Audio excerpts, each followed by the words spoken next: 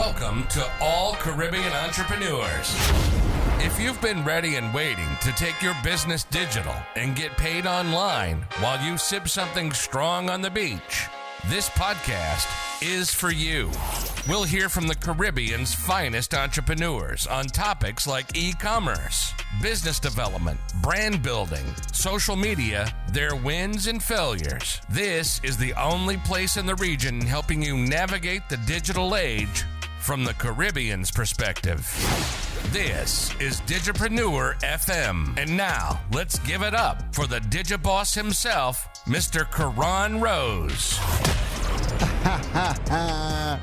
Thank you to everybody tuning in to another episode of the Digipreneur FM podcast. And as usual, it is your boy, Mr. Rose. DJ, you know what to do. You gotta fade us all the way out, DJ, because we gotta talk to the people. Happy Saturday. It is Saturday, February 15th. Good morning to the majority of you. If you're tuning in from the Caribbean or the U.S., Canada, good morning to you. And if you're tuning in on this side of the world, because we are seeing some more people, some more streams coming in from Thailand, Malaysia, Indonesia, Australia. So I've seen some Philippines down the podcast as well. So if you're tuning in on this side of the world, then good evening to you. It is about almost 6 p.m. If you're on the eastern side of the world. I'm here in Bangkok, Thailand. And it is evening time, So again, good morning to you if you are listening on the western side of the world, and good evening to the rest of you tuning in on this side. Today, we are going to be talking about AI and its emergence and its impact on the Caribbean. Now, this is an episode that I am pulling in from our radio show, The Digital World, that happens on Freedom 106.5 FM every single Friday from 12 p.m. to 3 p.m. if you want to catch it in live. And what I do is when we have some really amazing conversations on air, I do like to share some of those episodes with you here on the Digipreneur FM podcast, because I know with radio, you got to catch it live. And the first question everybody asks, is where can we listen back to the episode, right? So we actually will upload a lot of the episodes on the Freedom 106.5 FM website. So you could always go and check it on there. But again, if you're tuned in and subscribed to the Digipreneur FM podcast, when there are conversations that I really, really like, I'll bring them over here and share them with you. But every single episode that we have on radio every single Friday is loaded onto the Freedom 106.5 FM website. So you could always tune into those ones. You can always jump over on that website and listen to the episodes. And then there's episodes from some of the other programs on the network as well, right? But yeah, when I really like the conversations, and there's like two more that I had recently that I want to share with you guys. But yeah, today, it's all about AI and its emergence in the Caribbean and the impact that it's having on the Caribbean. And we brought Mr. Lee Fook from Incus Services.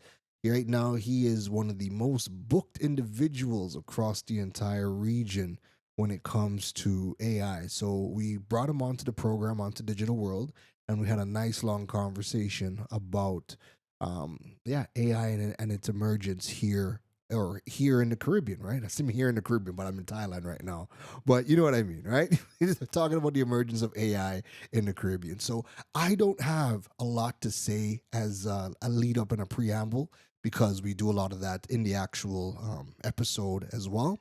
So without further ado, let's dive into that conversation with Mr. Lee Fook from Incus Services. And this is the Digital World show that happens every single Friday, 12 p.m. to 3 p.m.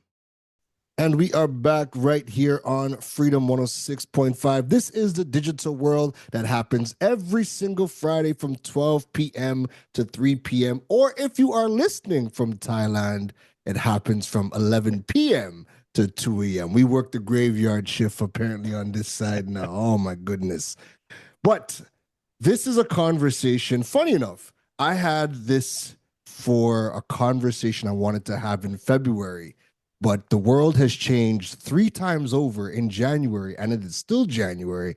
And I had to go and get an AI specialist and technology person to come in and really break down a lot of the things that has been happening because when I speak to people across the Caribbean region, I don't think we appreciate just what has transpired this month. And I don't know if we truly understand that with this AI race that is about to take place, there is going to be so much transformation at an accelerated rate in the job market that we really have to wrap our minds around this and start preparing. That being said, we had to get Mr. Leslie Lee Fook, who is a distinguished leader in the Caribbean digital technology landscape. With over 2 decades of experience, Leslie is a director and co-founder of Incus Services Limited, a premier analytics and information security consulting firm based right here in Trinidad and Tobago. Throughout his career, Leslie has specialized in analytics, robotic process automation, and artificial intelligence, managing enterprise-level IT projects across the UK and the Caribbean. His expertise spans both corporate and governmental sectors, where he has applied his knowledge to drive significant digital transformation. Leslie's passion for AI is evident in his work on chatbots, which he identifies as a key tool for business leaders. He emphasizes that chatbots are an accessible entry point for integrating AI into business operations, enhancing customer engagement and operational efficiency, and we'll be diving in on that. Beyond his professional endeavors, Leslie is committed to education and skill development. He leads initiatives at the Incus Academy aiming to equip the region's workforce with practical and immediate skills necessary for today's market. Recognizing the accelerated digitization of our world, Leslie emphasizes that data privacy is imperative, asserting that data is the new air.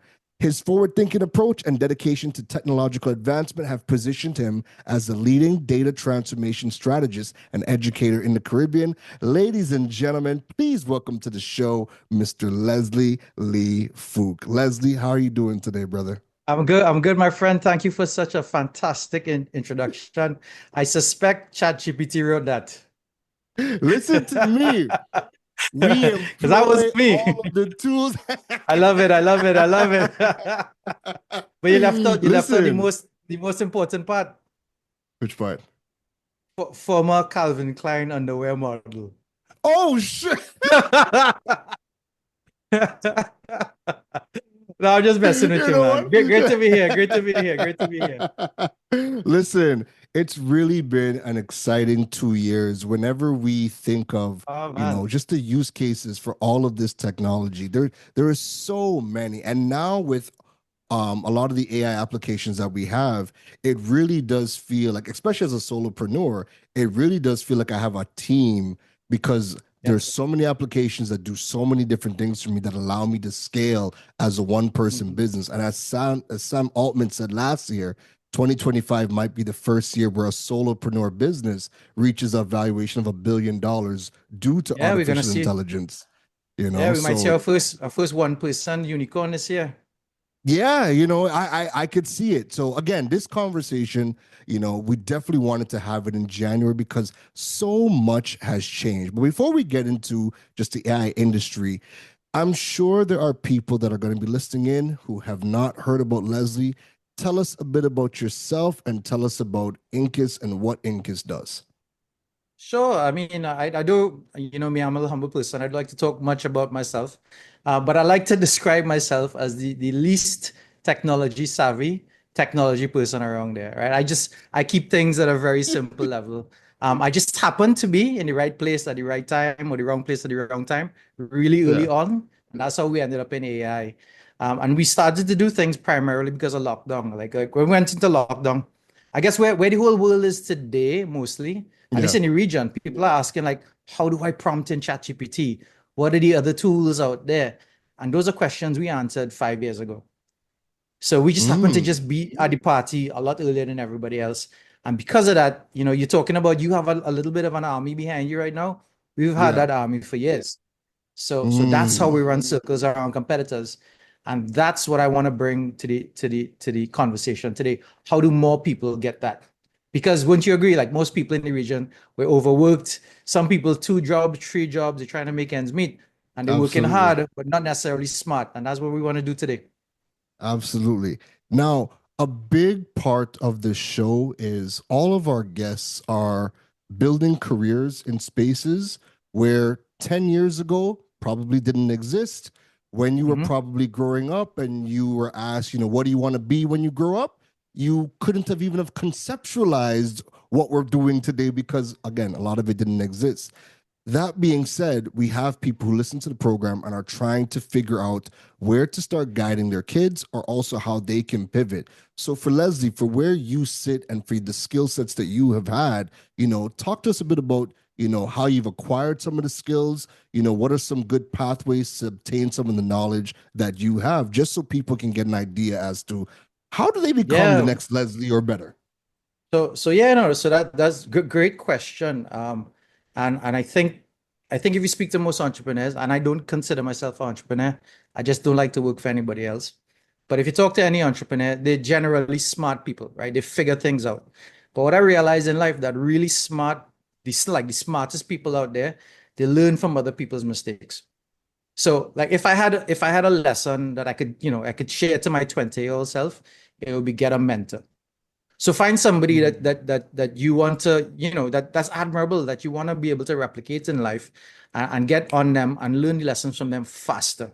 And I think that's more important than figuring out things the hard way, because the one resource that we all cannot get back is what? Is time. Time. Yeah, man, time. Absolutely. So AI is, Absolutely. and plus some life-changing events help me really reflect on the importance of time. And that's what AI guys Mm. gets you back ultimately. Big time, absolutely big time. So, were there with the skill sets that you have? Were there certifications that you went out and got? Are you somebody who, when something new and shiny comes out, you tinker, Well, and learn the yeah, old-fashioned way? yeah. How did you get into your role? So you boxing me in here, Keron. So Oh, okay.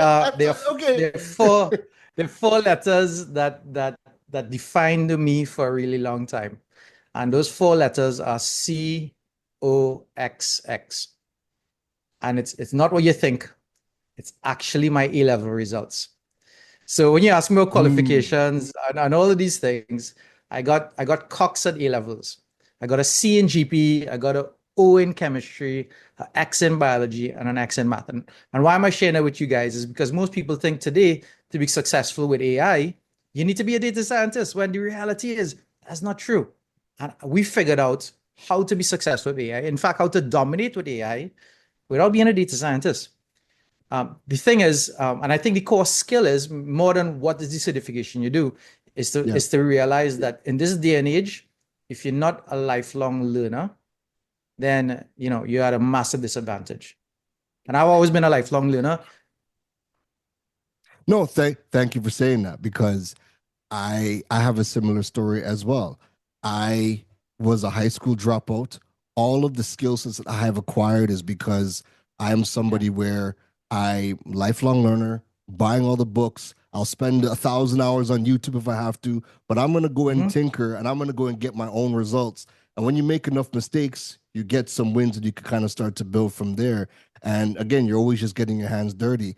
And now, I'm teaching in 2 universities and I still Yeah, don't have the degree. However, I do. you're in a Yeah, I know. position Yeah. because you have the skill sets and you can try and you can bring them. So I'm glad that you shared that because a lot of parents need to hear that Yeah. as There's a well. there's a super cool acronym that I hear. So there's one of my early mentors, a guy called Jared Yeah. Heath. Right, I asked him what his qualifications were, right? And he said he's Yeah. QBE. Right, I was like, what was QBE? You've never heard of QBE? He said qualified by experience. And that's what we ultimately Mm. bring. That's what we ultimately bring, right? Yes. And that's key. And that's key. Now, the world has changed in January of Whew. 2025. A lot has happened.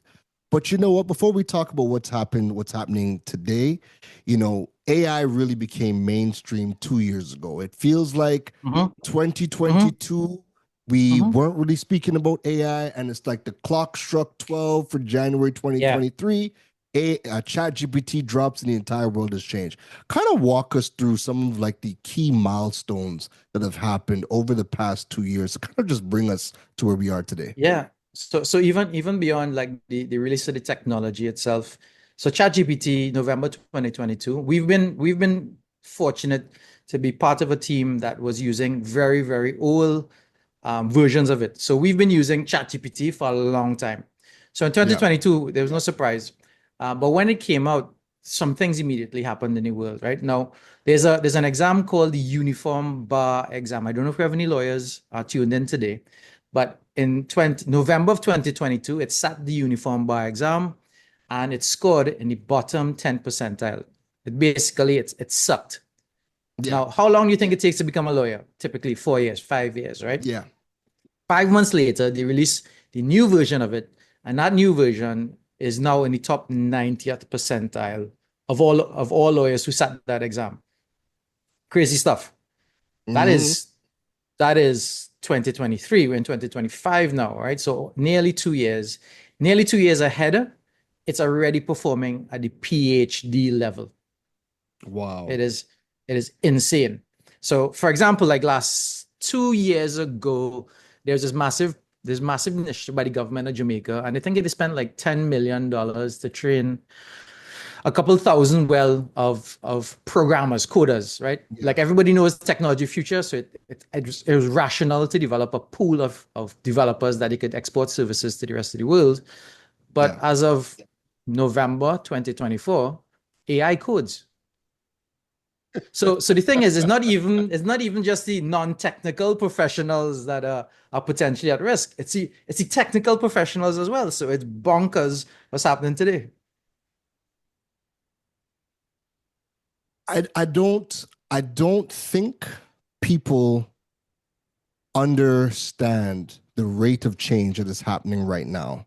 And a big problem is that when we think about change, we are constantly looking back and looking at how change used to happen. How fast is AI updating? How fast is it getting better? And Yeah. with the speed that it's getting better, how fast is disruption coming on board in today's Yeah. job market? No, terrific question. Now, I'll just let you know off the gate. Most people, when they see me, when they hear me speak, when they interact with me, they come to my training, they think I am light years ahead of everybody. And Yeah. if we use the Caribbean as a yardstick, I might be 7 years ahead of even the enterprises in the region. And not even the region, maybe even large ones, because I have big Canadian Yeah. banks on my books, and they say, "Hey, Les, Yeah. stuff that you're doing, we're not even there yet, right?" Yeah. So we're ahead, but I wake up every morning feeling we're behind. And the only Mm. way that we cope with that is, and I'm probably the only person in the entire region with this. I have a team, and all this team does is look at new innovation. That's all they do. So I have Mm. a big part of our outfit is R&D. That's all they do. Yeah. But not many Caribbean companies invest in R&D. I don't think I know any that really invests in R&D. But a lot of the No, there businesses was are buy and sell businesses too. It's just different size. ish. I think they were successful in their own little space, and Yeah. and good decisions, bad decisions. There wasn't much competition. But we Yeah. see in the world getting smaller every single day. Is globalizing. I mean, I listened to the previous conversation you had about the impact of the global economy, lessons you can learn from anywhere else. So maybe it's a separate conversation. All right, but we could talk about a non Chinese man in China, which is very interesting as well. But this is 2017, and I'm in China, and the guy Yeah. asked me like, "Hey Leslie, what do you do?" So I was like, "I'm in AI." He's like, "Oh, we are getting serious about AI." I was like, "Well, what does that mean?" Right? What's serious? He said, "Well, we are building a city." Yeah. Yeah. And for the folks that have been to China, a city is 10 million people. So they're building a whole city, and everybody in that city works on AI. And they can just throw thousands of PhDs at a problem. And that's when I really Wow. realized that was my moment. And I was like, whoa, we need to do something back home. Otherwise, we will be behind for forever. because this race, that digital divide is getting bigger and bigger and bigger and bigger. And if you look at what's dominating news today, all that DeepSeek, Trump throwing $500 billion into Stargate, all of those things is because there's this big war right now globally, and the person that wins, they take 90% of the market. That's what's going on right now. This month, Trump has signed some executive deals. One of the executive orders being that they remove the moral restrictions off of AI innovation, and he just wants his people to innovate. Couple days later, DeepSeek drops their new R1 reasoning model. $600 billion gets wiped out of the stock market. What is going on? From your perspective, what happened? We've had a very interesting week. Yeah, it's What been has crazy. happened? So just that change in administration, I mean, very interesting. So the previous administration, which many people don't even know, because a lot of us in the region, we use ChatGPT, we use products like Copilot, but that was last year, that was banned by the Congress of the United States of America. US company, US products banned by the US Congress. Why is that? Right? Why? It's because of privacy concerns. Flipping administration, now they're all into AI. Right? Now, I don't want this to be a political conversation, but what if we had a president for life? Because he had access to the most valuable thing on the planet, which is we all know is data. And then he had the ability to squeeze the juice, every single drop of juice out of that data because he had AI. That's the world that we're going to be living in, right? If we're not cognizant of our actions today or non-actions today. Yeah. What is DeepSeek? So DeepSeek is one of the best performing AIs today. What is interesting about it is what took, and I forget the figure, I think $100 million to produce by their first competitor or the number one player in the market. Today, DeepSeek was able to replicate something that was just as good for $6 million, for a fraction of the money, that performs at the same level, but is cheaper to run and operate. That is open source. What is that? That's free for anybody to use on the planet. So they took a highly proprietary, highly performing company, an AI, and they created a competitor and they gave it away to the rest of the world. So much so, this is the crazy part, so much so that that original company, right, their closest partner, which is Microsoft, is now using that model. And Microsoft is a major shareholder in OpenAI. So they've launched, this is the last 2 days, right? So what you and I, when you reached out, you're like, it's crazy what's happening in January. I was like, and it's not even done. This thing is like a soap opera. No, it really is. Yeah, it's like a soap opera meets the Jetsons. That's what it is like. It really is. It really is. And it's not going to slow down. It is going to ramp up. Yep. And I want you to give us some context, right? With this brewing AI war that is happening between China, between the US, and at some point the Europeans are going to come in and they're going to have some stuff, and we're going to see more AI solutions. AI solutions are going to be more accessible. They're going to be more cost effective. What does this mean for the Caribbean? Yeah. What does this mean for us? So we are cattle at the slaughter right now if we continue on the same pace. So for a long time, and if you think about anything, this is not just about technology, but if you think about anything, we're primarily consumers of it. Yeah. The biggest problem for us right now in Trinidad is our foreign exchange deficit. But if you go into the largest, I don't want to name names, but if you go into the largest retail outlets, 90% of the goods are imported. So it's not just about technology. The reality is, though, that this technology thing is everybody with a smartphone would now be a consumer of one of the big tech companies. And what that's doing, it's one, and I'm not opposed to efficiency by any means, right? But it's now cutting the supply chain, and it's now killing innovation. That's pretty much what it's doing for us in the region here. Because we're not creating products, we're not consuming products. I'll give an example. But beyond innovation, it's killing our culture. Right? What I mean by that? Break that down. So for example, if you go to one of my favorite country on the planet is a country called Suriname. I would say 90%, 99% of Trinidadians don't know much about Suriname. It is a 45-minute flight away. It's super, super close. Yeah. I go there, and in Suriname, there are, I don't want to misquote, 400,000 people or 600,000 people, but there are 12 spoken languages. 12. Wow. And there's a particular language called Anstongo, which is not a very well documented language outside of Surinamese context. Yeah. These models, for example, they primarily speak English. Yeah. So when somebody goes and they try to use something like Sorantongo in there, and they realize it's crap, they'll default back to English.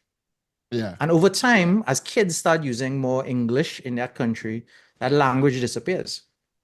Yeah. And that's a huge part of their culture. But the same thing happens to the rest of us in the world. And that's why, as content creators, that's why I really admire the work that you do.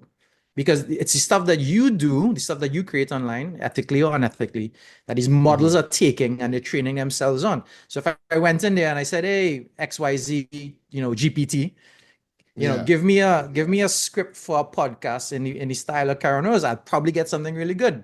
Yeah. Because you have produced so much content out there.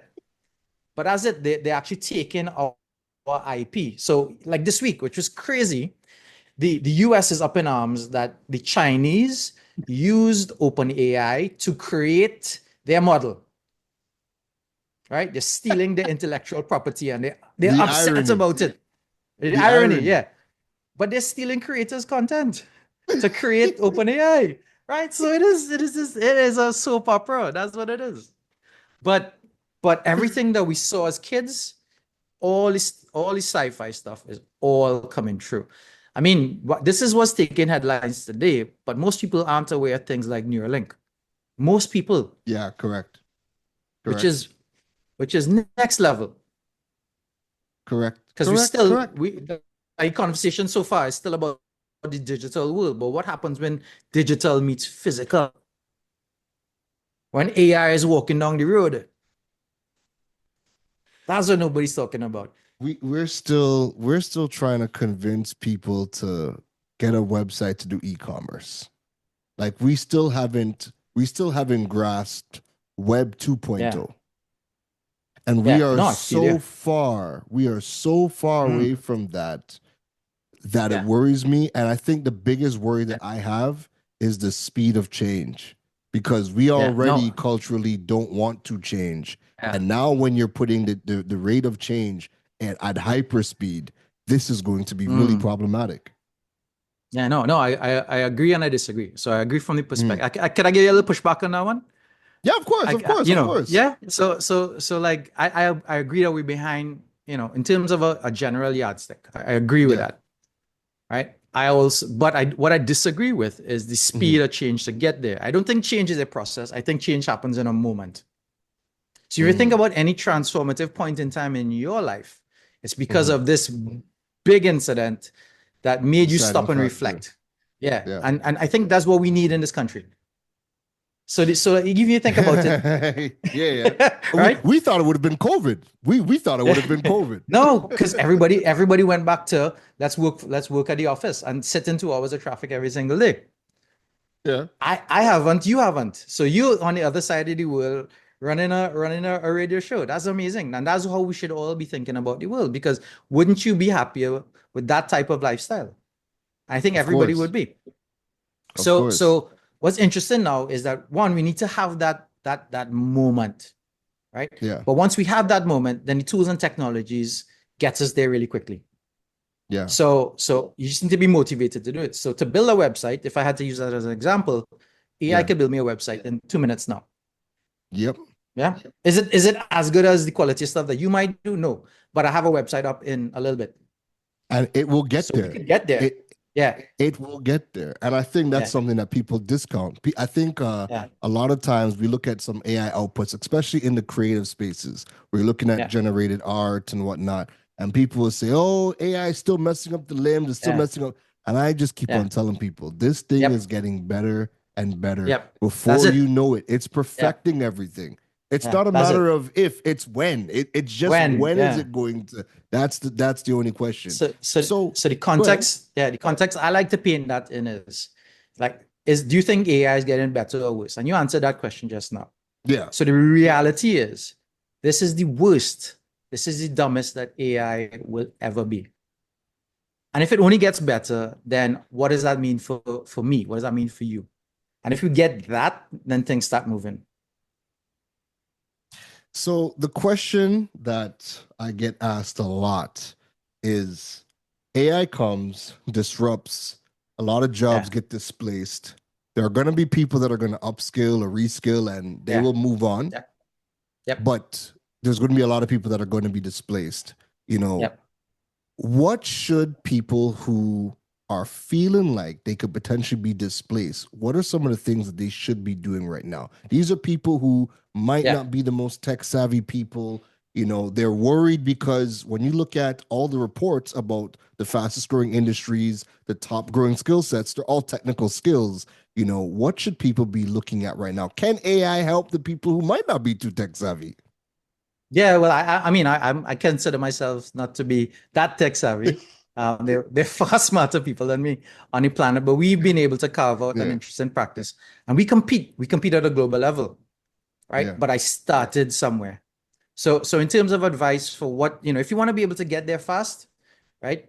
It comes back to the first question we talked about on this conversation: is find a mentor, find somebody who succeeded and learn from them. And yeah, I love it. There's this guy called Michael Lichin, and I don't know how many trainees know Michael. You know Michael, but yeah, yeah, ultimately he says, when you find somebody successful, you take the, and I paraphrasing obviously, you take yeah. you take their process, you take their recipe, and you don't change it until you get to their results or get past it, and then you can change your recipe. So that's the fastest ultimately way to get there, and that's how I kind of see the world, that's how I see life. But if there's one skill that they could all learn to really change their outcomes, um, Yeah. we'll close with that, and I'll have a little bonus for them at the end. So they have to stick Hey, around no for the rest of problem. the program. Yeah, no worries, no worries. Good. I like that. I like that. With coming back to the US, right? The Uh-huh. US has made Yeah. a massive announcement, the announcement of Stargate. You know, break Yes. down for the people who don't know what Stargate is, you know, just tell us Yeah. a bit about, what Stargate is and Yeah. why this is an important development for the industry of artificial Absolutely. So intelligence. so to put it into perspective, a couple of years back, maybe year and a half, 2 years ago, Hmm. Microsoft invested 10 billion dollars Hmm. into OpenAI, right? Massive amount of money. What is $10 billion look like as it's framed against Stargate? So Stargate Yeah. is this group of I guess investors who've come together to invest $500 billion, 50 times more than the previous investment in AI. So Microsoft bought pretty much 49-50% of OpenAI for 10 billion. Now Stargate, which is sanctioned by Trump, is a group of investors, including some Japanese investors, um, and some folks from Dubai, I believe it is, Yeah. to put 50 times as much money, right, to be spent in the next 4 years to make OpenAI, because OpenAI is going to be the only AI company that's going to be the benefactor of that money, to build them the biggest data center in the world, to be a monopoly on AI. Wow. That's what is going to happen. Wow. Yeah. Now, if you think about today, guys, like if you think about for the folks that have kids, what happens when the internet Yeah. switches off? 4 years from now, what happens when the AI switches off? Right? When everybody's dependent on it. And there will be one Mm, utility company. That's the whole intention behind Stargate. There'll be one utility company for AI. yeah. Wow. So again, these are the conversations we need to have so we can get people getting their mind wrapped around it. Now, we've touched on the impact on jobs from the kind of the negative aspect, but with this entire global transformation, what should the Caribbean start getting excited about? Like, where are some of the opportunities that we can start to participate in, that we can start to get our slice of the pie and start to get this new money that is now being pumped into the global economy? Yeah, man. So much like you, I have lived all over the world. Much like you, I came back home to serve my country, to serve my region, Yeah. and I consider myself a Caribbean boy. How is the region, how is Trinidad going to compete in this whole landscape? Is that in the previous sort of industrial revolutions, it was the highly funded countries, highly funded companies. It's the big fish that ate the small fish. Yeah. Today, the world that we live in this particular technology, it's the fast fish that eat the slow fish. Right. So it kind of comes back to that change and mindset and all those things that you're talking about. Right. But the reality is this. Why do I love the Caribbean so much? Is that, I mean, we have jokes, right? You have an American, an English guy, and a Trini, right? And the Trini always comes out on top. The Bajan always comes out on top. The Jamaican always comes. So innate in our DNA is, how do we do more with less? And this particular stuff is that's what it boils down to. It boils down to creativity. It boils down to resourcefulness. Yeah. Right. And we are, 1.4 strong, right? Like creativity Extremely. oozes out, positive or negative creativity, but creativity oozes out of us. And if we could tap into that creativity and we could start using this technology, which now be more affordable to everybody, because literally, what does it cost for? And I'm not recommending these tools because there's a price for the tools. A lot of the tools are priced at free, but the cost is our data, which is way more valuable than that, right? So we're giving away this stuff. We've already given up on our privacy for utility. Yeah. Right. And if you think this is not about AI, this is about everything. This is about Facebook. This is about all of those things. But if we're able to be creative and create products and services and solve problems in a unique way, because that's what we're good at, then we could start exporting services to the rest of the world. And this is what I'm very passionate about. We have a unique way of problem solving. You've been putting in a whole lot of work in getting the region to upskill and see the opportunity of AI. And we need a whole lot more of that, because this global transfer of wealth, we need to tap into that. We are 100%. We are seeing the limitations of living in smaller developing states like the Caribbean if you're only trying to get opportunities within the country. At some point, we have enough doctors, we have enough lawyers. We need people that are tapping into these other skill sets. I mean, so that's a great reference point. I don't know how many doctors you think are graduating every year, right? How many lawyers are graduating everywhere? UA said a few hundred. Every article has been like 300 new doctors, and most importantly, they can't get jobs after. Yeah, well, this is it. So AI is replacing doctors. It's replacing lawyers. But how many people do we have graduating with AI, with data science, with those sort of things? So even our curriculum has some catching up to do. I came through a different route. But I still think structured education is useful, right? It just needs to be relevant. That's what it needs to be, which is my biggest concern with education that exists today. Yes. And you know what? And ultimately that is it. Like, there is a place for formal education, but one of the things that, even in my meetings with some of our tertiary schools, it's like enrollment is down, but I'm only coming to a university to ultimately get a job. And if the skills or the things that you're teaching are not relevant, and I can't get into this new market, then what am I doing here? Yeah. So that is certainly a major part of it. Like, if they revise their curriculum, but I think the bigger question they need to ask themselves is their business model, is it changing? Because knowledge today has become a commodity. I'll give an example. I had a conversation with the head of a very big business school this week, and I asked them, like how many students did they train last year on their smaller short courses and stuff. So he said, look, we trained 4,000 people across 70 odd programs. I was like, serious? Last year, our academy trained 3,500 people just on AI. Oh, damn. That's the 75 programs, right? Now this year, My goal is to train 300,000 people. That's what we're going to do this year. Yeah. Right. We're already very well positioned to do that.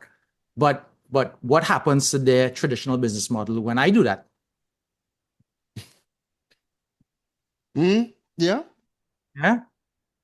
Yeah. So we live in interesting times. Very valid point. Very valid point.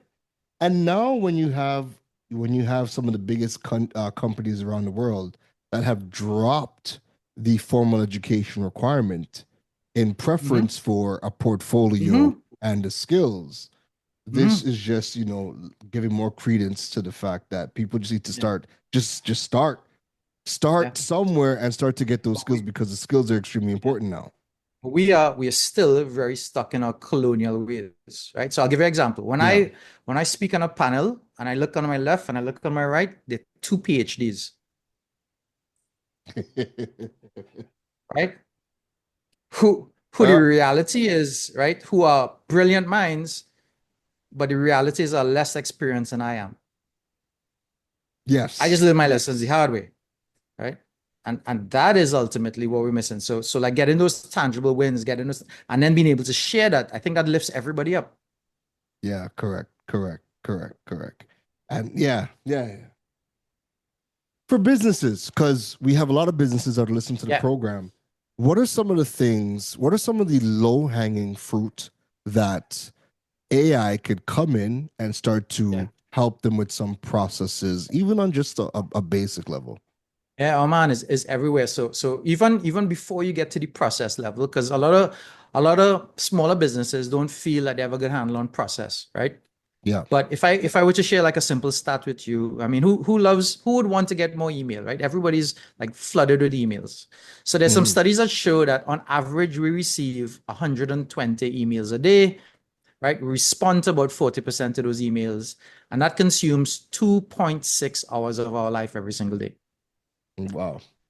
Right. So if all you did was use AI, now there's safe ways and there are unsafe ways to do it. But if all you did was use AI to cut that time in half, that buys you back an hour every single day of your life. An hour every day, 240 working days of the year. That's 2 full weeks. That's a 2-week vacation. So it doesn't have to be these complicated processes, these big projects. It could be a simple thing that we have to do every day, which is check our email. Okay. Give us a couple other examples. I know a lot of companies are calling you, and I think one of the issues is that when you have smaller businesses, medium-sized businesses, they spend more time working in the business. They don't have the time to work on the business and learn about what are the new things that can come in and help them. So what are some other examples that AI can kind of come in and help businesses? Yeah, so this form of AI, and there's tons of different types of AI. I'm kind of speaking specifically to what people refer to as ChatGPT today. Yeah. This particular type of AI could do basically anything, pretty much anything, and I would say confidently anything besides mathematical or numerical based tasks that you do today in your own work. Drafting a letter, responding to an email, putting together a policy, a memo, anything. So let me tell you, maybe you step back. What is AI? Right? Yeah. What is AI? Because we jump in it, right? So the way I like to describe AI is the best employee that you could find. It's an employee that works 24 hours a day, 7 days a week, 365 days a year. They don't have bad days. They don't get sick days. Are you gonna get in trouble for this? Yeah. They don't call the union. It's an employee that's continuously learning every single time they do a transaction. They get better, faster, smarter. Yeah. Crazy one is this: is an employee that's experienced and adaptable. What do I mean by that? When we have tough questions in life, what do? We Google it. Yeah.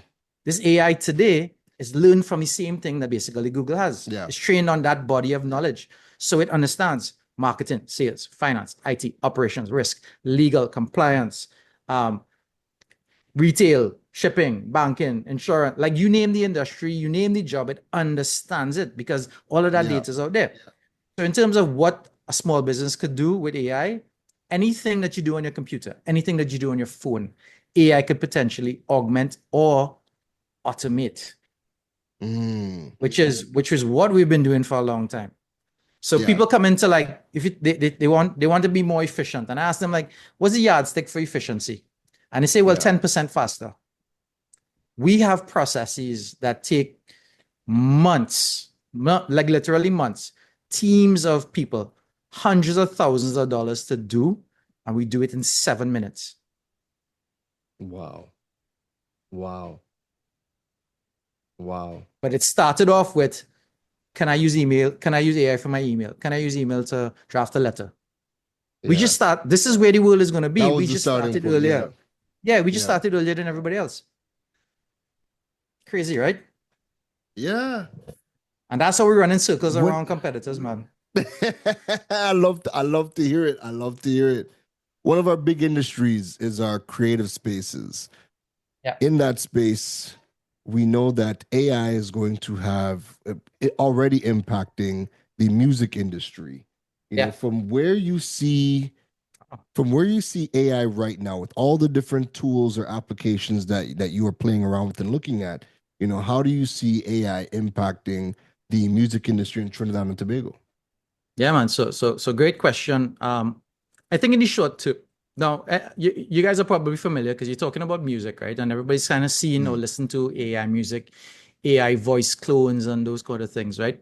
Yeah. And if you're not quite sure what I'm talking about, it's those memes on TikTok with Donald Trump dancing and singing, where they've cloned his voice, his image, his likeness, right? That's all AI stuff. Yeah. But in terms of like our creative industry, if we were to think globally, there's this guy called Tyler Perry, right? So Tyler Perry was building a $100 million movie studio. And then one of the AI companies released video AI, and he shut his whole project down. Now those nuances will take a little while to get there because the data that they have is primarily North American data. So if I wanted to get a Tyler Perry script, I could get that. But if I wanted to get a Marshall Montano script, it'll be a little trickier. So the tools, the technologies will exist, but the opportunity for us is to potentially take our data, right, which is our form of music, our style of music, our style of dance, craft, the way we design costumes, and then create AI for that. So I think that's an opportunity more than anything else. Yeah. Right. So for example, last year I spoke in Queen's Hall. There was a conference on AI in the creative space, and I spoke at that conference. And one of the band leaders was there, and I spoke to him on stage about his process for next year for a band. And he says, actually, it takes longer than a year. So we start 18 months in advance to be able to launch the band. So 6 months before this carnival, we know what we're doing the year after. Yeah. And I replicated that process, right, on stage in 7 minutes. 18 months of work. While he was telling me about it. Now, is it a Peter? Well, he was freaked out, right? Is it a Peter Minshall? It's not. How do we get it there? By using our data for ourselves. Right now, we're giving away all that data. Yeah. Right? If we use it for ourselves and we develop our own AI, then we could accelerate. So I forget the number, right? So I always ask people, like, what's the best carnival in the world? Yeah. What is the best carnival in the world? I'll put you on the spot here. And I know you're a well-traveled man. Brazil. Oh, that's fight talk, right? I know. That's immediate fight talk. But I mean, if we're talking the biggest carnival, it's definitely Brazil. Yeah. So, but biggest, but right. But if you ask any, or if you ask anybody who is into the participation on carnival, Trinidad Carnival is the best carnival in the world. Greatest but if show you look in the at world. But if you look at the revenue that Rio generates for their carnival, astronomical. Right? We are a fraction. I think we're like 3% of what they generate. 3% our carnival. So there is obviously room to grow. So whilst the creators might be a little worried about, is this AI going to take my job? I think it's really that, is my cup full, half full, or is it half empty? And if you see abundance, if you move first, then you will take 90% of the market. Like so everybody first mover principles, right? Yeah. And that's exactly what's going to happen now. The first movers, the fast movers, and not necessarily big movers, the fast fish, they will get everything.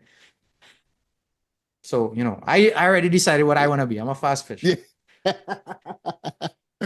How do you see this impacting? What are some of the benefits that we could use AI within the health space?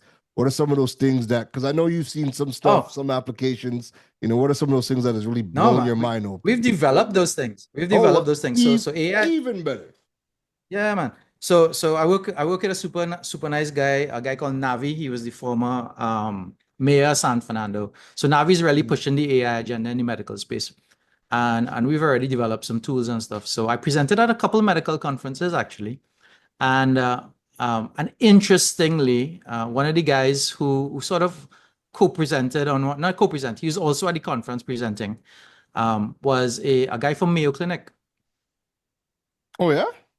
Yeah, a trainee guy working at Mayo Clinic, and he's leading up Okay. like the AI conversation there when it comes to Yeah. radiology. And Yeah. I showing him some of the stuff that we do, and he was thoroughly impressed. Right? Okay. So Okay. Yeah. So, yeah, world tell class us. stuff, right? So I have so we built like this. There are a couple of things. So Yeah. mental health, that's the easiest one. So like Navi built a mental health app. They're primarily pushing out to organizations where employees could chat with a mental health advisor. That's easy, right? Yeah. It's anonymous. It's available 24 Yeah. hours a day, 7 days a week, right?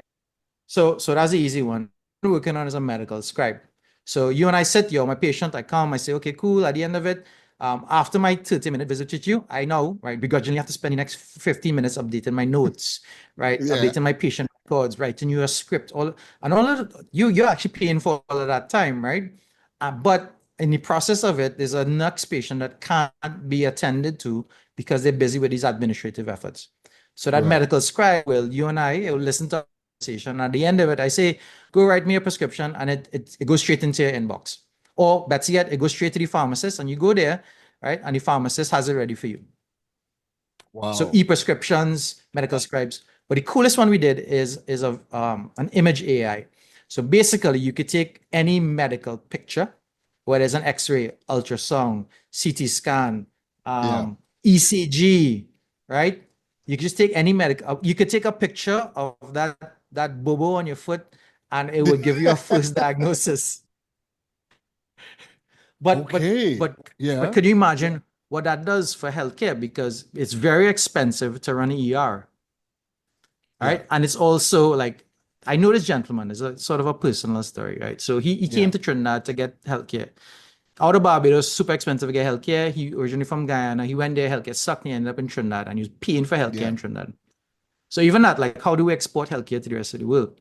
But he Yeah. was here paying for healthcare. He went to the doctor Monday for his procedure. Friday went back for a checkup. He had a catheter, and they removed the catheter. And Yeah. that was like 9 a.m. in the morning. By 1 p.m., he couldn't pass water. Yeah. He left it. And then 2 a.m. in the morning, I get a call. The guy's screaming in pain. He's rolled up in a ball in the fetal position. Can't walk. Rush him to the emergency room. They refused to admit the guy without paying a deposit. And I am telling you, this guy couldn't move. He was screaming, Wow. Yeah. right? They made a deposit, and the deposits are ridiculous. Within 10 minutes, the Yeah. deposit was exhausted. They had to call in a specialist. They had to find an next $25,000, otherwise they wouldn't call a specialist. Oh my God. That could have been avoided if he went to a little app and said, hey, I just had a XYZ done. I can't pass water. What do you recommend? Yeah. He ended up spending the next 2 weeks in hospital after that. It was Wow. awful, awful, right? But that's the state of healthcare in the region. Yeah. That is expensive and not accessible. And the reality is this. The reality is in the US, you don't have insurance, you don't have health insurance, you will go bankrupt. Yeah. The Caribbean, something is wrong, you don't have health insurance, and you die. That's the reality of our situation here. Wow. So could AI help us? 100%. Is it going to be perfect? No, but it's a start because it's only a getting start. better. It's only getting smarter. Yeah. What are some of the barriers that we have that may be unique to the Caribbean when it comes to implementing these AI Yeah. solutions to take us to that next level? I think relative and it's all relative, right? Because you say any region. If we had to compare to our next biggest nearest neighbor, it would be the US. And I would say there are actually less barriers for us than in the US. So the biggest barrier I've seen in the US for AI adoption is the whole outsourcing to India thing. So there's a real concern about job loss in the US. When they were outsourcing, they were also nearshoring. So we were sometimes benefactors of those jobs. So we are not quite as worried about losing jobs. But from a technology perspective, from a barrier perspective, what are the barriers for this particular technology? The reality is that there are none. Because this technology is different from everything that we've seen before. There's three primary reasons. One is it knows everything. Because it's, I mentioned that it's adaptable, it's experienced, because it's trained on Google data, right? Yeah. Two, what is the price? Free. It's free, yeah. Everybody uses it. And then in terms of like having to learn it, if you could Google, you could use these tools. I'm not suggesting that's the best way to use it. But if you could Google, you get half different results, right? So it knows everything on the planet. Everybody knows how to use it, and everybody could afford it.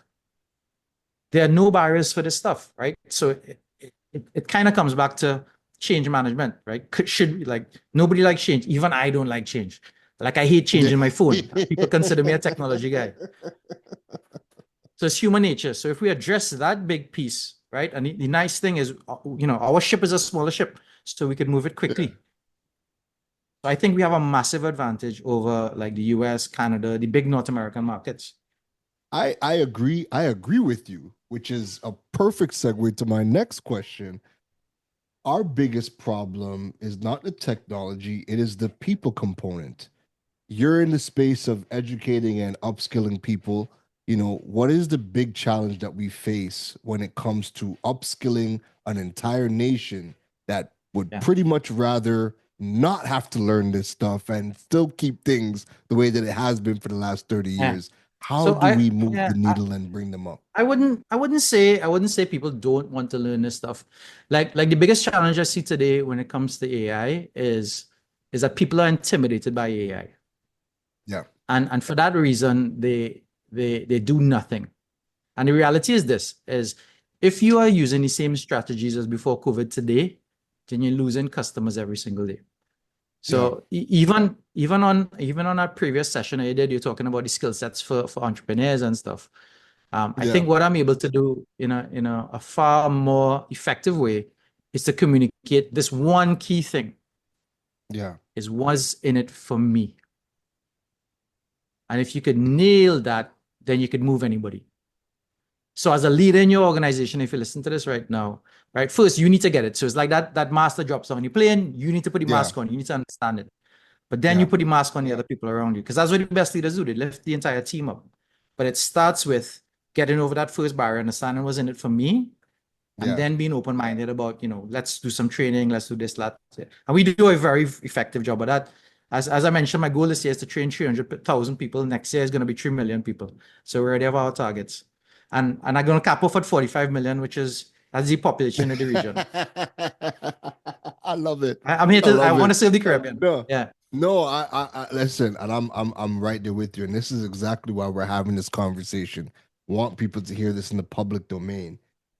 If you are trying to get into AI, there is a wide variety of skill sets and different avenues that you can take.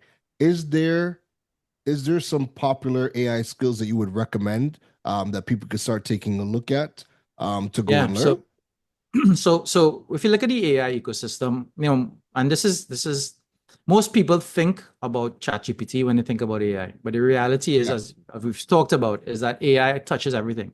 So it's not just text, it's images, video, movie, music. Like I was at an event in Montego Bay, and at the event was the head of medicine at Yale University. This guy's a big deal. I was excited to meet this guy. I have 3 kids. I want to, I'd love to get my kids to do medicine at Yale, right? So I go up and I run into the guy in the lobby, and he's like, Leslie, super nice to meet you. And this guy's excited. I was like, why are you so excited to meet me? Right? He's like, because AI is taking doctors' jobs and da-da-da. Very open-minded guy, right? But he was excited to meet me, which is wild. But his partner was with him, and his partner said something interesting. She said, AI is also affecting my industry. And I was like, what industry is that? She said, I'm a perfumer. I make Oh. perfumes. Now, I've never seen an AI with a nose, but if AI is impacting that particular space, right, then you realize all jobs could be potentially impacted. Wild, right? That was a real aha moment for me. But coming back to your question, like, what is the one skill? What if you realize that all these AIs, like, they have one common thing about them, and if you master this one thing, you're able to basically unlock all the other AI, and that's what we teach in our workshop, right? Yeah. Beyond a framework to get there and all of those things, and that is AI, the ability to delegate to AI. What is that? Is that you need to be able to communicate to AI effectively to get it. So you need to be able to speak to an AI. So growing up, they send us to school, we learn English, you have to talk to other humans. There's a Yeah. skill set that you need to be able to learn to talk to AI now. And if you get that, you could use all the AI out there. I agree. I 100% agree. Give us one tip, because we're running out of time. I've two more questions I want to ask you, but give us one Sure. tip when it comes to how you should speak to AI. All right, so there are tons of frameworks out there. We teach a framework called the RTF framework. I don't know if I could go through it fast enough. I'll just give you the first part of it. Yeah. But ultimately, because AI is trained on such a broad body of knowledge, it just kind of randomly picks from that broad body of knowledge. But if you could tell it how to behave, how to act, if you could give it a role, then the quality of your outputs become far superior, right? We have the T and the F. That's what we go into in the session. But if you just did that alone, that astronomically improves the quality of your outputs, right? So if you want to write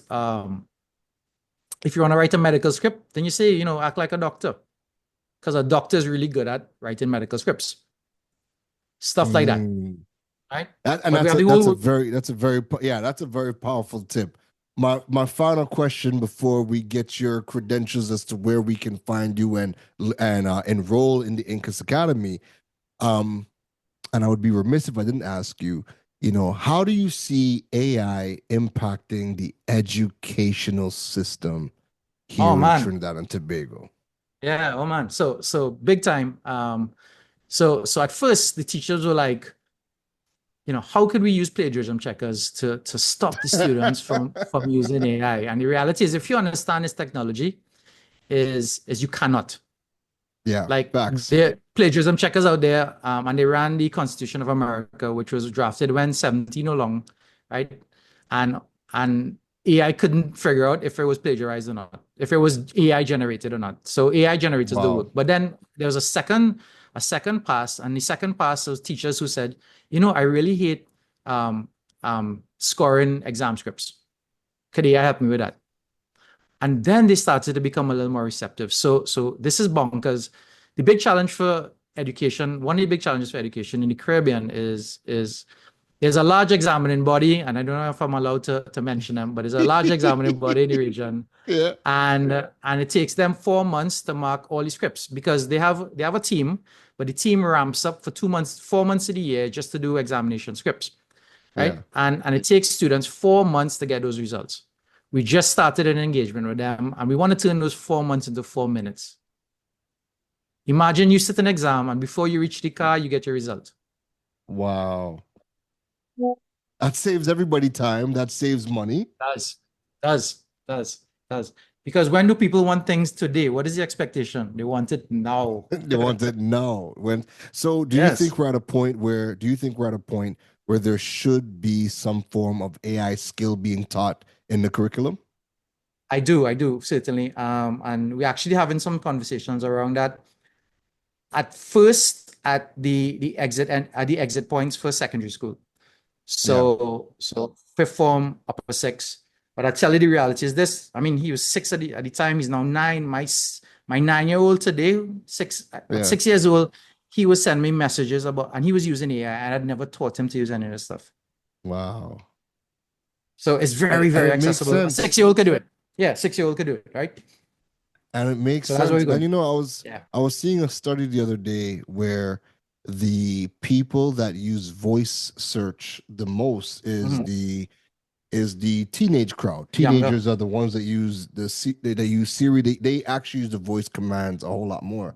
So now when you're Yep. thinking that they're going to be speaking to, because I know like okay, I have a Google Pixel, and Yeah. my Google Gemini is now the standard default assistant. Yep. So now when you're thinking of all of these new superpower AI assistants that are on these phones, Well, kids are going to be able to do a lot more just by using yeah. voice to Well, get well, things here's done. what, right? So we spent an hour together, and we haven't even talked about AI agents.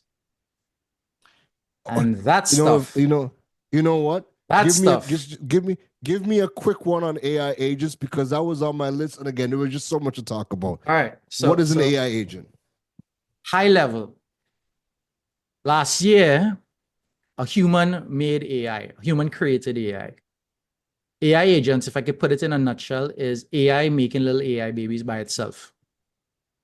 If I could put it in a nutshell.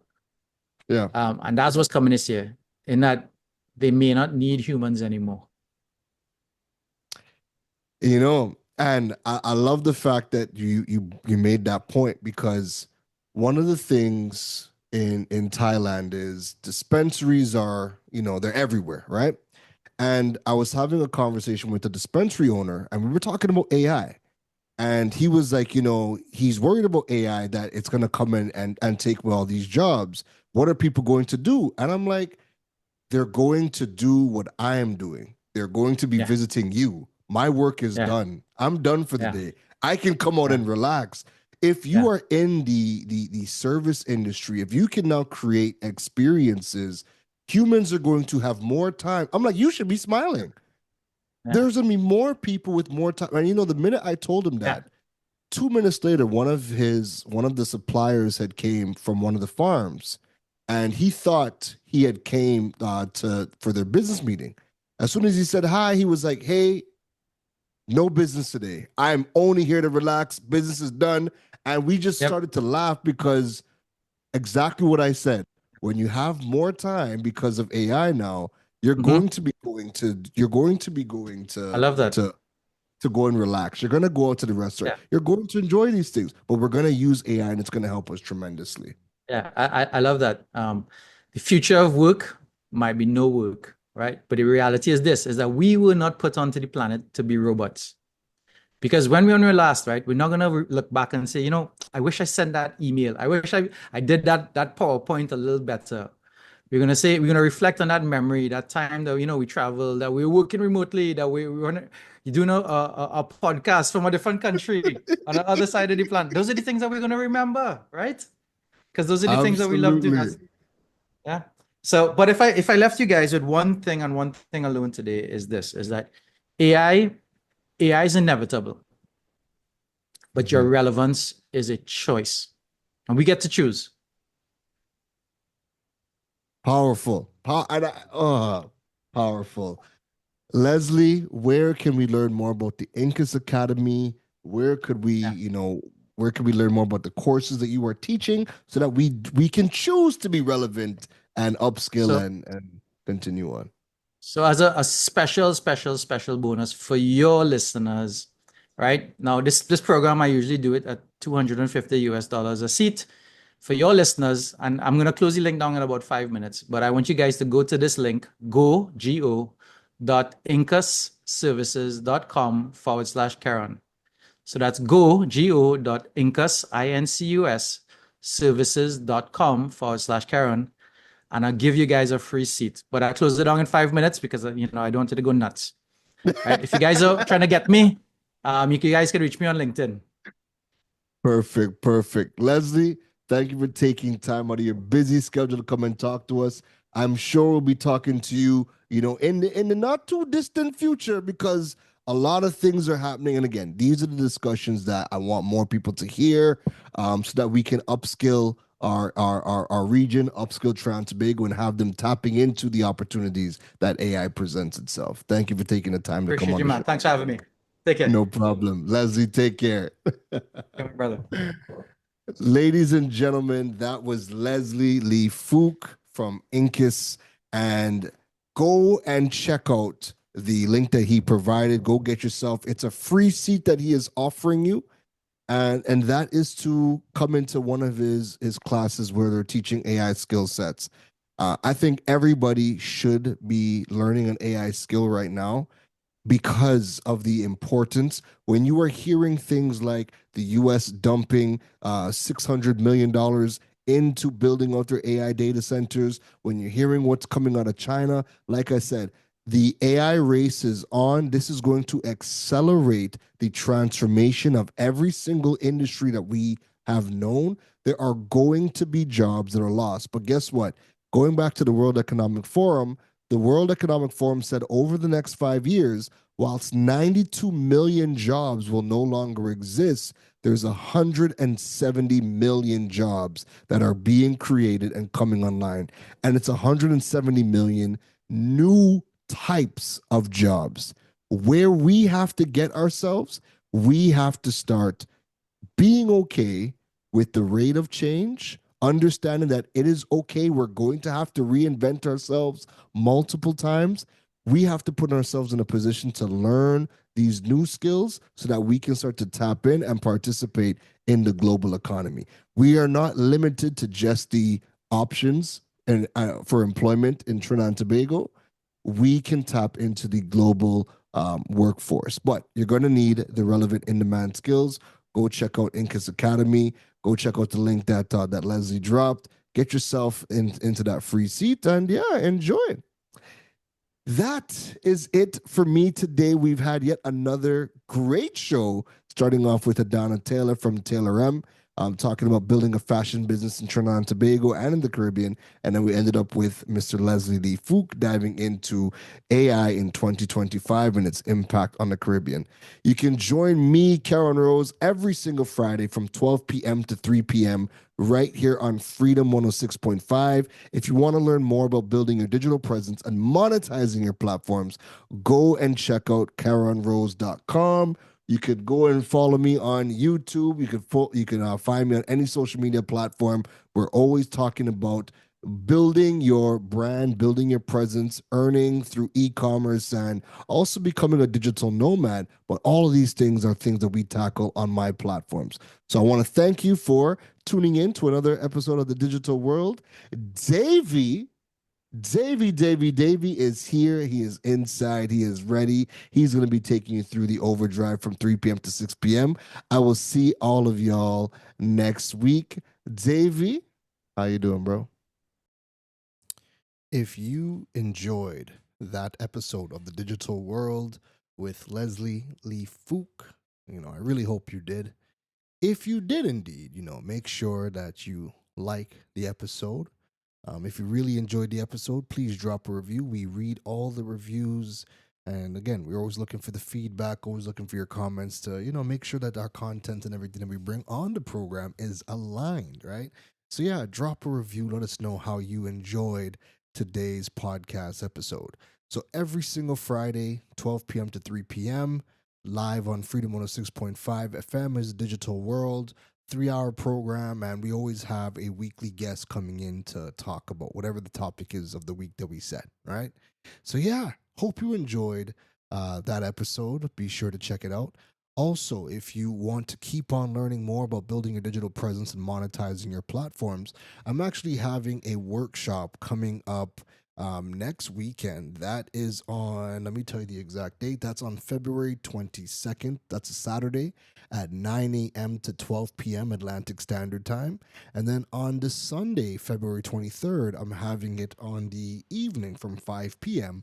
to 9 p.m. Atlantic Standard Time.